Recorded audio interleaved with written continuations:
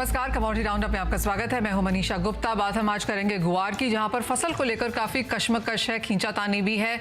100 लाख है, 100 लाख है या 70 लाख, इस बीच में यहां पर काफी सारा डिबेट है। लेकिन इस सब के बीच हमने यहां पर गुआर के भावों में जरूर बढ़त आते हुए देखी है, और वो मात्र इसलिए क्योंकि बाजार में आवक कम है। ज्यादा पैसे की उम्मीद में या ज्यादा आमदनी की उम्मीद में यहाँ पर किसान बहुत ज्यादा फसल बाजार में फिलहाल लेकर नहीं आ रहे। साथ ही बात करेंगे खाने के तेलों की, कि वहां पर क्या व्यूज बनते हुए नजर आए हैं, किस तरह का एरिया है, आउटपुट व्यूज कैसे हैं, एनालिसिस क्या है, बताएंगे आपको। साथ ही बात करेंगे कच्चे तेल पर, जहां पर कल फिर से एक मुनाफा वसूली देखने को मिली। कल रात की 1.5% की गिरावट के बाद आज फिर से 1-1.25% की गिरावट के साथ फिलहाल कच्चे तेल में कारोबार है। इन सब पर बात करने के लिए हमारे साथ आज बने हैं केडिया कमोडिटीज के अजय केडिया, कोटक सिक्योरिटीज के Ravindra Rao, soybean processor association of India के ईडी डीएन पाठक से भी बात करेंगे हम यहाँ पर सोया और खाने के तेलों के व्यूज को लेकर। लेकिन सबसे पहले आपकी स्क्रीन पर यहाँ पर गुआर ही लेके आना चाहते हैं, क्योंकि यहाँ पर डिबेट काफी गर्माता हुआ नजर आ रहा है। भावों में कल यहाँ पर अच्छी खासी तेजी देखने को मिली थी। 5,700 के स्तर यहाँ पर गुआर सीड में बनते हुए नजर आए हैं। और जहां तक गुआर गम की बात है, यहाँ पर भी 11,300 11,500 के जो रेजिस्टेंस लेवल्स थे वो हमने यहाँ पर निकलते हुए देखे हैं। आपकी स्क्रीन पर लेटेस्ट प्राइसेस लेके आना चाहेंगे। 11,700 के स्तर अभी भी यहाँ पर हैं। एक महीने में करीब 30% का इजाफा यहाँ पर गुआर गम में देखने को मिला है।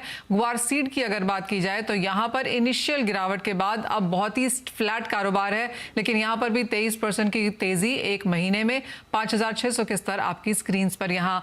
अजय, आप कैसे देखते हैं फिलहाल गुआर को, क्योंकि जो फंडामेंटल्स हैं वो तो बहुत ही खिंचे हुए लगते हैं यहाँ पर। टेक्निकली ऑन द चार्ट सब कैसे लगते हैं प्राइसेस? नमस्कार। बिल्कुल, अगर हम देखें तो फंडामेंटल काफी स्ट्रांग थे। जैसे हमने अक्टूबर के गवार सेमिनार में भी कहा था कि अक्टूबर की थोड़ी बहुत गिरावट के बाद नवंबर से मार्केट स्पट आउट होता हुआ दिखाई देगा, और हमने देखा कि ग्लोबल मार्केट में भी धीरे धीरे रिसेशन का जो फियर है वो ऑफसेट हो गई। टेक्निकली सबसे पहले अगर हम गवार गम की बात करते हैं तो यहाँ पे एक हमने देखा है कि फ्लैग पैटर्न बना हुआ है 11,650 के ऊपर। ये एक्चुअल में एक मंथली बेस पे अच्छा खासा ब्रेकआउट रहेगा, जो 13,500-14,000 के लेवल की तैयारी करवाएगा। बट जो पिछले 15 दिन के अंदर एकाएक हमने जो बड़ा जंप देखा है, ये थोड़ा सा जस्टिफाइड नहीं है। तो आई थिंक इतने बड़े रैली के बाद एक पुलबैक जरूर बनता है, जहां पे हम देखते हैं कि 10,500 10,600 तक का एक शॉर्ट टर्म थोड़ा पुलबैक देखने मिल सकता है।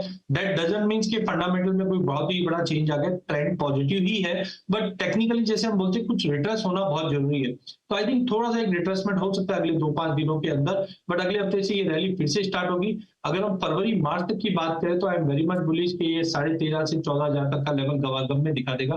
वहीं गवार सीड में भी जो इंपॉर्टेंट ट्रिगर पॉइंट था वो 5200 का था, और हमने बिल्कुल 5200 से एक अच्छा खासा ब्रेकआउट आते हुए देखा। हमें लगता है एज ऑफ नाउ प्राइसेस 5850 5900 को तोड़ने में थोड़ा सा कंसर्न्स रखेगा, बट इन ऑल एक पुलबैक का 5350 तक का लेवल बनता है, तो which is again going to be a good buying position. जो ऊपर में हमें लगता है 6500 तक का लेवल हम फरवरी तक देख पाएंगे। ज्यादा हेस्टिली चढ़ के मत बाई कीजिए, मार्केट धीरे धीरे वापस मिलता हुआ दिखाई देगा। डिमांड चारों तरफ से इंप्रूव होते हुए दिखाई दे रही है, क्योंकि ये इंडस्ट्रियल कमोडिटी है। अजय, जैसे आपने कहा कि एक उठापटक यहाँ पर बाजार में जारी रह सकती है, आपने बहुत सारे लेवल्स भी दिए। अगर एक रेंज यहाँ पर बता सकें कि अगले एक महीने में इस रेंज के बीच में यहाँ पर सीड और गम कारोबार करेंगे तो वो क्या होगी? बिकॉज जिस तरह की तेजी यहाँ पर बनते हुए नजर आई है, क्या ये चार्ट्स पे ओवरबॉट है एज ऑफ नाउ? क्योंकि 5 महीने के हाईज पे सीड और इस साल के हाईएस्ट लेवल पे गम फिलहाल कारोबार कर रहा है। चाहता हूँ कि अगर हम पिछले 15 दिन की ही बात करें तो 15 दिन में एकाएक जो बड़ा जंप आया था, थोड़ा चार्ट को रिलैक्स होने का टाइम रिक्वायर्ड है। अगर मैं लेवल्स की बात करूँ तो I think 5150 is going to be very strong support for guar seed, and higher side पे अगर हम बात करें तो 6200 तक का लेवल रहेगा। वही गवार गम में मुझे लगता है कि वॉलिटिलिटी वैसे भी ज्यादा रहती है, क्योंकि बीटा इसका अच्छा है। तो आई थिंक डाउन साइड में 10,350 से 400 तक का एक सपोर्ट रहना चाहिए, एंड हायर साइड में अगर हम बात करें तो 12,400 का लेवल रहेगा। एक खास चीज इसमें रहेगी गोल्ड, जैसे हम लोग गोल्ड सिल्वर में रेशियो देखते हैं, वैसे गवार से गवार गम की रेशियो की बात करें, अब ये 2 के ऊपर अच्छे से आ चुका है, और टेक्निकली ये और बढ़ता हुआ दिखाई दे रहा है, विच क्लियरली शोज कि गवार गम की डिमांड जो है वो और अच्छी रहेगी। तो आउट परफॉर्मेंस वाइज देखें तो we are more bullish on gum rather than guar seed. Right, तो वो रेंज निकलती हुई नजर आ रही है। एक बार फिर से आपके लिए रिपीट कर देते हैं। जो अजय ने कहा है कि 5150 नीचे में, 6200 ऊपर में आपको ये रेंज सीड में देखने को मिल सकती है। जहां तक गुआर गम की बात है, 10,350 नीचे में एक सपोर्ट है और ऊपर में 12,400 तक के स्तर उनको लगते हैं। उन्होंने ऑफकोर्स कहा है कि इसके ऊपर के लेवल्स भी हम यहाँ पर गम में आता हुआ देख पाएंगे। तो तेजी की उम्मीद है, लेकिन जैसे चार्ट एक तरफा है तो कुछ मुनाफा वसूली की एक्सपेक्टेशन आपको यहाँ पर बना के रखनी चाहिए।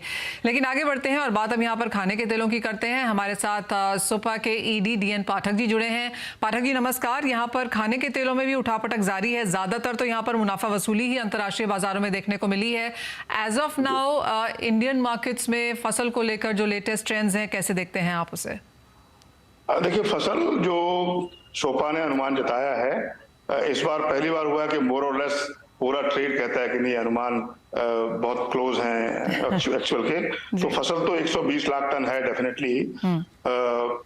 पिछले साल का कैरी ओवर भी काफी बड़ा है। तो जहां तक सप्लाई का सवाल है, कोई इशू नजर नहीं आ रहा है। क्रशिंग भी पिछले साल के मुकाबले थोड़ी बेटर है इस साल, थोड़ी डिमांड है। तो मैं समझता हूं कि अच्छी क्रशिंग रहेगी तो तेल की सप्लाई, जो लोकल सप्लाई है, वो पिछले साल से अभी बेहतर है। आगे अभी सेंटिमेंट्स हैं, थोड़ा भाव बढ़ा है क्योंकि जब स्टॉक लिमिट हटी तो जो स्टॉकिस्ट हैं और बाकी जो ट्रेड वाले लोग हैं उन्होंने खरीदना शुरू किया है। थोड़े प्राइस बढ़े हैं, लेकिन ये जो प्राइसेस हैं वो थोड़े से इंटरनेशनल बाजार में तेल का क्या भाव है उससे भी ऊपर नीचे होते हैं। थोड़ा सा कंसर्न कभी कभी लगता है कि ब्राजील में जैसे और अर्जेंटीना में यहाँ सोइंग हो रही है, वहां अगर कुछ कंसर्न हुआ मौसम का तो शायद प्राइस पर इफेक्ट आएगा। अदरवाइज ओवरऑल जो सेंटिमेंट्स हैं, फंडामेंटल्स हैं, वो एकदम ऐसे हैं कि supply is much more than the demand. Alright, वो तो अच्छी बात है। तो जो इतने सालों का ट्रेंड रहा है, थोड़ा सा उसमें रिवर्सल आप आता हुआ देखते हैं? आपको लगता है कम इंपोर्ट्स इस बार हम होता हुआ देखेंगे सोयाबीन के, सोया मील के? सोया मील का इंपोर्ट तो मैं इस बार बिल्कुल होता हुआ देखने नहीं चाहता और ना मुझे लगता कि होगा। ऑलराइट, और सोयाबीन कैसे देखते हैं आप? वहां पर किस तरह की स्थिति बन सकती है? क्योंकि जैसे आपने कहा कि फसल अच्छी है, क्रशिंग अच्छी खासी हो रही है, कैरी फॉरवर्ड स्टॉक यहाँ पर पर्याप्त है। सोयाबीन का इंपोर्ट देखिए पिछले साल 5 लाख कुछ हुआ था। इस साल मैंने अनुमान लगाया 2-2.5 लाख टन का। अब ये सोयाबीन का इंपोर्ट क्योंकि अफ्रीका से होता है, मोस्टली विदाउट ड्यूटी होता है, तो प्राइसेस पे डिपेंड करेगा कि हाउ दी प्राइसेस वर्क। अभी थोड़ा बहुत इंपोर्ट अभी हो रहा है, लेकिन जब थोड़ा सा भाव बढ़ते हैं तब शायद इंपोर्ट ज्यादा होता है। अभी कहना मुश्किल है कि इंपोर्ट पिछले साल से ज्यादा होगा। मुझे लगता है कि पिछले साल के मुकाबले इस साल सोयाबीन का इंपोर्ट भी कम ही रहेगा। ओके। आगे जाके अवेलेबिलिटी तो आपने कहा बेहतर है ही यहाँ पर, लेकिन भारतीय बाजारों में मांग किस तरह की बनता हुआ देखते हैं? ऑफकोर्स शादियों का सीजन है, आपको लगता है कि अगला एक क्वार्टर एटलीस्ट यहाँ पर मांग बेहतर रह सकती है? देखिए, तेल की मांग जो है वो तो अभी फेस्टिवल सीजन चला गया है तो नॉर्मल डिमांड आ गई है। तेल के भाव पीछे जो गिर गए थे वो फिर से थोड़ा रैली किए हैं, लेकिन तेल की अपनी जो डिमांड है वो नॉर्मल बनी रहेगी। उसमें कोई कमी आने की उम्मीद तो खैर है ही नहीं बिल्कुल भी। अपनी पॉपुलेशन बढ़ रही है, इनकम बढ़ रही है, थोड़ी खपत भी बढ़ रही है, तेल की डिमांड नॉर्मल रहेगी और इम्पोर्ट भी नॉर्मल लेवल पे बना रहेगा। अगर बाहर के बाजार में बहुत कीमत बढ़ती है या इंडोनेशिया, मलेशिया फिर से कोई एक्सपोर्ट टैक्स लगाते हैं तो थोड़ा पाम ऑयल का दाम बढ़ सकता है, थोड़ा सा वहां पे इंपोर्ट कम हो सकता है। पर ओवरऑल स्थिति उसमें कोई खास उतार चढ़ाव जो है अभी नजर नहीं आ रहा है आज की तारीख में। ऑलराइट, मुझे मालूम है पाठक जी आप यहाँ पर प्राइस व्यू तो ऑफ कोर्स नहीं देते हैं, लेकिन डायरेक्शन अब यहाँ पर क्या नजर आती है? आपको लगता है कि एक टॉप यहाँ पर बन चुका है, बॉटम भी शायद बन चुका है, तो क्या रेंज रह सकती है, क्या डायरेक्शन रह सकती है आगे? मनीषा जी मैं इस बारे में माफी चाहूंगा। लेकिन आपको लगता है कि एक टॉप ऑफ कोर्स बहुत हमारे पीछे है और बॉटम भी हमारे पीछे है? सवाल घुमा फिरा के वही है तो उसको रहने देते हैं। मेरे आपके पास अजय केडिया जी हैं और ऑलराइट, अजय जी आप मेरे सवाल का जवाब दे दीजिए। बिल्कुल, मुझे लगता है कि देखिए एडिबल ऑयल कॉम्प्लेक्स में जून की गिरावट के बाद कहीं ना कहीं पूरा मार्केट उभरता हुआ दिखाई दिया, क्योंकि डोमेस्टिक मार्केट में 2020-21 के मुकाबले इस बार एक्सपेक्टेशन था, जैसे सीआईटी की रिपोर्ट भी थी 1.5 लाख करोड़ का सेल है और साथ में 32 लाख शादी है, तो ओवरऑल कंजम्पशन हो चुका है। तो आई एम एक्सपेक्टिंग के फर्स्ट वीक ऑफ दिसंबर तक मार्केट स्टेबल रहेगा, बट बियॉन्ड दैट अगर हम ग्लोबल मार्केट और डोमेस्टिक मार्केट में सप्लाई की बात करें तो काफी ज्यादा रहेगा। तो मैं ज्यादा बड़ी तेजी नहीं समझता हूँ। 5850 5900 हायर साइड है, 6000 के ऊपर प्राइसेस सस्टेन नहीं करेंगे, धीरे धीरे अराइवल प्रेशर भी रहेगा। मस्टर्ड की भी स्विंग अच्छी बताई जा रही है, तो मुझे लगता है आगे सप्लाई कंटिन्यू रहेगा। तो अगर फरवरी मार्च तक की भी बात करें तो आई एम एक्सपेक्टिंग प्राइजेस फिर से 5,200 के नीचे 5,000 के करीब सोयाबीन आते हुए दिखाई देंगे। ग्लोबल मार्केट में पाम ऑयल या पिछले साल लॉजिस्टिक इशू की वजह से ज्यादा करके हम देख रहे थे कि पूरे ही एडिबल ऑयल कॉम्प्लेक्स में तेजी बनी थी, बट अब लॉजिस्टिक इशू भी नहीं है और सप्लाई धीरे धीरे बढ़ रही है। तो slightly bearish on overall edible oil complex में अगले महीने 2 महीने के अंदर धीरे धीरे गिरावट बढ़ती हुई दिखाई देगी। यानी कि वो स्थिति यहाँ पर प्राइसेस की ले सकती है। ब्रेक से पहले एक फाइनल सवाल आपसे पाठक जी, और वो ये कि फ्यूचर्स ट्रेडिंग यहाँ पर शायद फिर से लौट सकती है दिसंबर में। सोपा की ऑफ कोर्स इसके बारे में अपनी रिजर्वेशंस रही हैं, जिस तरह की उठापटक हमने प्राइसेस में आते हुए देखी है, आपका अब क्या व्यू है? जहां तक सोयाबीन का सवाल है, हमारा व्यू परसिस्ट करता है क्योंकि वो बड़ा लॉजिकल है। तेल और बाकी चीजों में जहां पे हम बड़ा इंपोर्ट करते हैं और बड़े वॉल्यूम में इंपोर्ट में, वहां पे फ्यूचर्स ट्रेडिंग होनी चाहिए। लेकिन सोयाबीन जहां हम बहुत मार्जिनल प्लेयर हैं, जहां ओपन इंटरेस्ट बहुत कम होता है और जहां पे सप्लाई डिमांड की कोई इशू नहीं है और वर्ल्ड के मुकाबले हम 2-3% सोयाबीन उगाते हैं, वहां पे फ्यूचर्स ट्रेडिंग हमारा रिजर्वेशन अभी भी बना हुआ है। बाकी चीजों में मुझे लगता है खोल देना चाहिए और तुरंत खोल देना चाहिए। ऑल राइट, चलिए उस हाई पॉइंट पे बहुत शुक्रिया पाठक जी हमारे साथ समय निकालने के लिए। एक ब्रेक के लिए रुकेंगे। ये तो बात हुई एग्रीकल्चर कमोडिटीज की। जब लौटेंगे तो पूरा फोकस डालेंगे नॉन एग्रो पे, क्योंकि यहाँ पर प्रेशियस मेटल्स में, बेस मेटल्स में, एनर्जी में काफी उठापटक है। कैसे आप बनाएं स्ट्रैटेजी, बताएंगे आपको।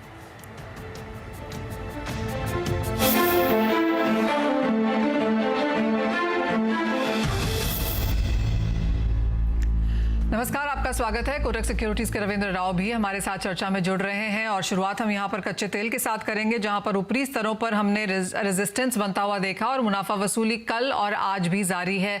रविंद्र, कैसे देखते हैं आप? क्योंकि एक तरफ तो यूएस में इन्वेंट्रीज कच्चे तेल की बढ़ी हैं, उसका शायद फर्क है।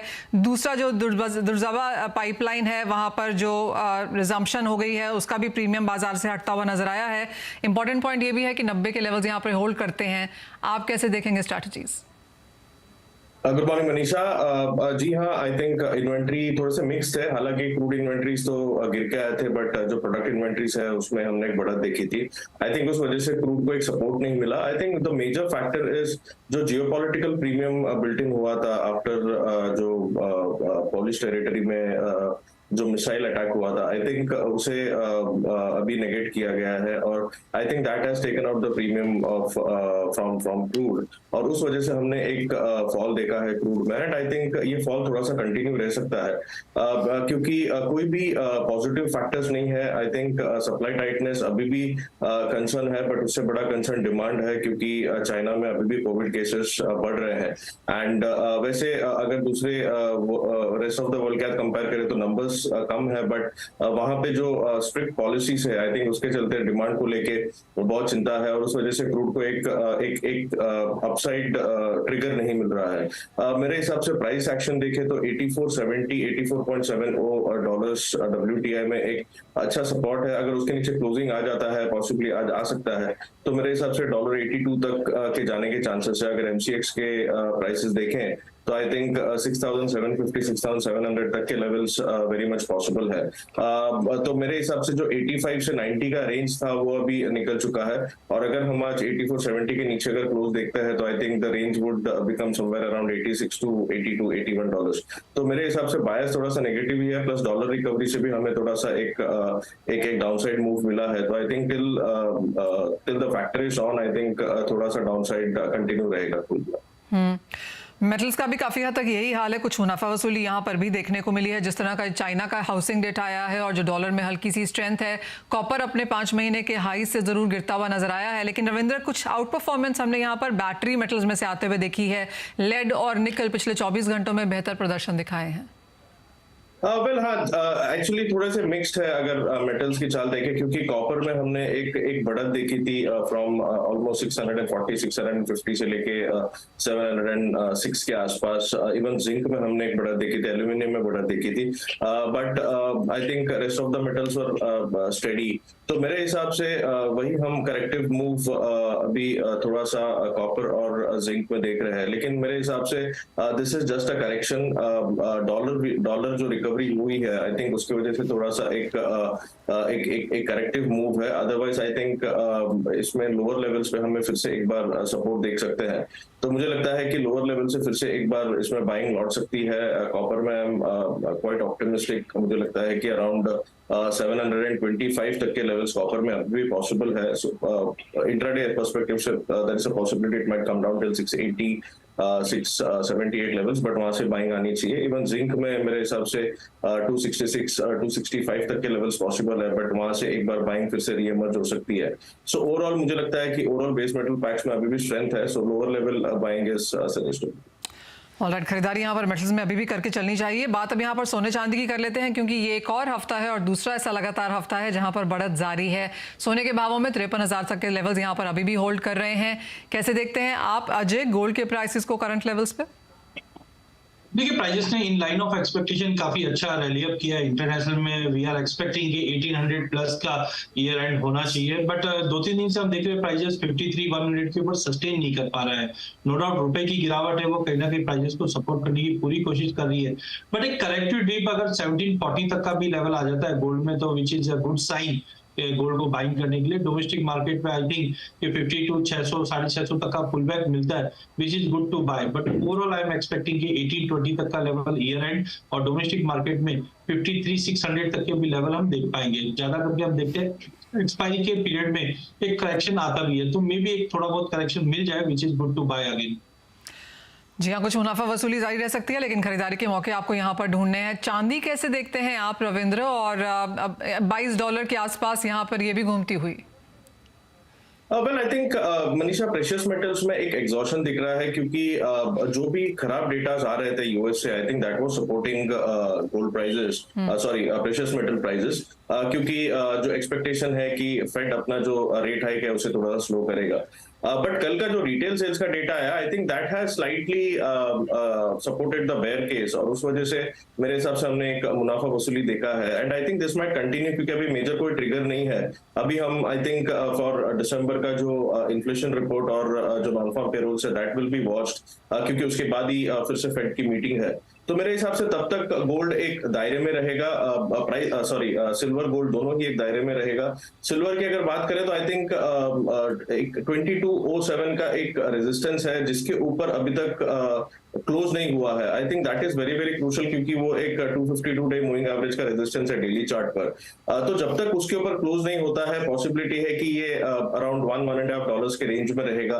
लोअर लेवल्स पे 20.50 का सपोर्ट है, ऊपर में 22.07 का रेजिस्टेंस है। और अगर एमसीएक्स की बात करें तो मेरे हिसाब से 61,000 से लेकर 60,000 का बाइंग जोन है इसमें। I am still not bearish, हो सकता है कि थोड़ा बहुत प्राइसेस करेक्ट हो, लेकिन डिप्स पे इसे बाई करना चाहिए। I am still targeting around 64,000 in silver, और अगर कॉमिक्स की बात करें तो आई थिंक 22.50 से लेकर $23 तक के लेवल्स पॉसिबल है। सो आई थिंक डिप बाइंग की स्ट्रेटेजी बेटर होगी इन गोल्ड सिल्वर को। ऑलराइट, अजय आप कैसे देखते हैं चांदी के प्राइसेस को? 61,000 के लेवल्स में आपको भी लगता है यहाँ पर एक बार करेक्शन देखने को मिलेगी? देखिए, चार्टिकली डेफिनेटली जो रैली हुई है तो थोड़ा बहुत पुल बैक दिख रहा है, लेकिन जिस ढंग से हम बार बार में देख रहे हैं प्राइसेस सपोर्ट लेके उठ रहा है, तो आई थिंक जो भी कंसर्न्स है वो दिसंबर एक्सपायरी को लेकर है, ज्यादा उससे ज्यादा नहीं। तो डाउन साइड में मुझे लगता है कि अगर 60,000 का लेवल भी मिलता है, 60-6500, which is good to buy, but overall breakout ज्यादा अच्छा दिखाई दे रहा है, जो मुझे 64,500 तक का लेवल डोमेस्टिक में और इंटरनेशनल में 2240 तक का लेवल दिखाई दे रहा है। तो better on rather than capturing A small deep, आप लॉन्ग टर्म के हिसाब से इसको उठा के चलिए, क्योंकि हमने देखा भी है 53 से 62 की जो रैली है वेरी शॉर्ट स्पैन में मिल चुकी है। तो I am more towards buy on drop. Alright, buy on dips की स्ट्रैटेजी आपको यहाँ पर सोने चांदी में लेके चलनी है। ब्रेक में जाने से पहले आप दोनों से ही एक फाइनल व्यू यहाँ पर रुपी डॉलर पे लेना चाहेंगे, क्योंकि यहाँ पर भी वॉलिटिलिटी बढ़ती हुई नजर आई है। एक अच्छी खासी करेक्शन हमने जरूर आते हुए देखी थी, बट क्लियरली वो सस्टेन नहीं हुई। बाजार का वो कहना भी था कि वो वन डे एबरेशन था, और फिर से वीकनेस की तरफ यहाँ पर रुपया जाता हुआ दिख रहा है। आपकी रेंज क्या रहेगी रविंद्र आने वाले हफ्ते में? Well, I think 8170 would be very crucial USD and spot में, और lower levels पे it would be somewhere around 81 के नीचे जाता है तो फिर से एक बार हम 80.5 और से लेके 80.30 तक के लेवल्स देख सकते हैं। बट 80 ब्रीच होते हुए थोड़ा सा मुश्किल लग रहा है, और 8170 के ऊपर I think we are again headed towards 8230 8240। और आप कैसे देखते हैं इसे अजय? बिल्कुल ईयर एंड के डॉलर डिमांड और आरबीआई में पहले भी देखा है लोअर लेवल पे डॉलर बाइंग करना चालू कर देती है, तो I think prices are now heading towards 80 to 40 on higher side, because dollar भी थोड़ा बहुत रिटर्स करता हुआ दिखाई दे रहा है 109 तक की लेवल, तो I think 80 to 40 on higher side, where support could be around 80 60 80 70। Alright, 80 के लेवल यहाँ पर ब्रीच होते हुए नहीं दिखते हैं। 80.5 तक यहाँ पर मेजर सपोर्ट बनता हुआ नजर आ रहा है। थोड़ा डिप्रिसिएशन यहाँ पर रुपए में जारी रह भी सकता है। बहुत शुक्रिया हमारे साथ जुड़ने के लिए अजय और रविंद्र, आप दोनों का ही। इसके साथ मुझे भी दीजिए इजाजत, ब्रेक के लिए रुकेंगे। जब लौटेंगे तो सुमित मेहरोत्रा स्टूडियो में यहाँ पर तैयार हैं आपके लिए पूरा इक्विटी एक्शन साथ लेकर।